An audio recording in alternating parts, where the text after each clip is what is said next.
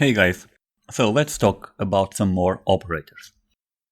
The comparison operators allow comparing values, returning a boolean value.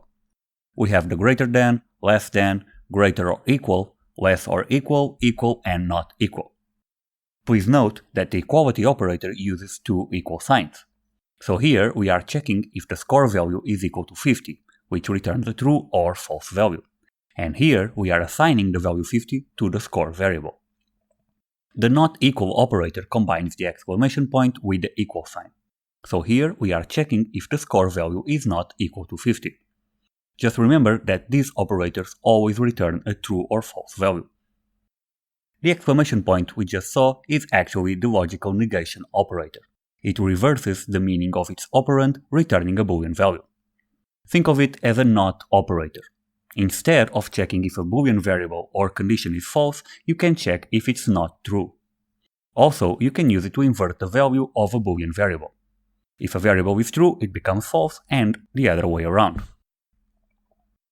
The boolean logical operators allow to check for multiple conditions at the same time, returning a boolean value for the overall result. The conditional AND returns true if all conditions are true, and the conditional OR returns true if at least one of the conditions is true.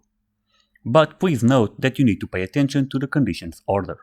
In the conditional AND, the second condition is only evaluated if the first one is true. If the first condition is false, there is no need to check the second one, since both needs to be true.